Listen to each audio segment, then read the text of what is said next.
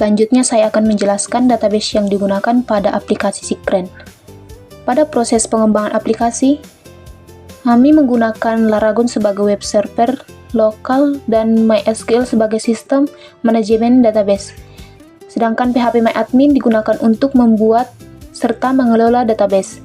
Database yang kami gunakan bernama DB Sikren. Database ini berfungsi sebagai tempat penyimpanan seluruh data yang digunakan oleh sistem, sehingga setiap proses pada aplikasi dapat berjalan dengan baik dan saling terhubung. Pada database DB Sikren, terdapat 14 tabel yang saling berhubungan. Yang pertama ada tabel user, merupakan tabel utama yang digunakan untuk menyimpan data akun pengguna yang dapat diakses sistem. Tabel ini berisi informasi login, seperti username, password, dan hak akses pengguna. Selanjutnya, terdapat tabel ruangan yang digunakan untuk menyimpan data ruangan yang tersedia di rumah sakit. Data ini digunakan sebagai informasi lokasi pelayanan maupun praktik dokter. Tabel rekam medis digunakan untuk menyimpan hasil pemeriksaan pasien, seperti diagnosis, tindakan medis, resep obat, dan catatan dokter. Dengan adanya tabel ini, riwayat pemeriksaan pasien dapat tersimpan dengan baik.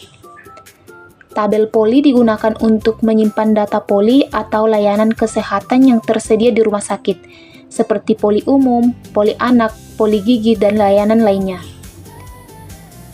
Tabel pesan digunakan untuk menyimpan pesan yang dikirim oleh pengunjung melalui halaman kontak pada website, sehingga administrator dapat melihat dan mengelola pesan yang masuk. Tabel pemesanan kamar digunakan untuk menyimpan data pemesanan kamar rawat inap oleh pasien,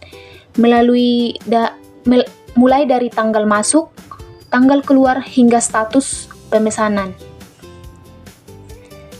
Selanjutnya ada tabel pembayaran, digunakan untuk mencatat seluruh transaksi pembayaran pasien setelah mendapatkan pelayanan di rumah sakit. Tabel pasien digunakan untuk menyimpan seluruh data identitas pasien yang telah terdaftar oleh sistem. Tabel laporan digunakan untuk menyimpan data laporan yang dihasilkan oleh sistem sebagai dokumentasi maupun hasil evaluasi. Tabel kamar digunakan untuk menyimpan data kamar rawat inap beserta informasi tipe kamar, tarif, dan status ketersediaannya. Ada juga tabel janji temu, digunakan untuk menyimpan data pemesanan janji temu yang dilakukan pasien dengan dokter sesuai jadwal yang dipilih.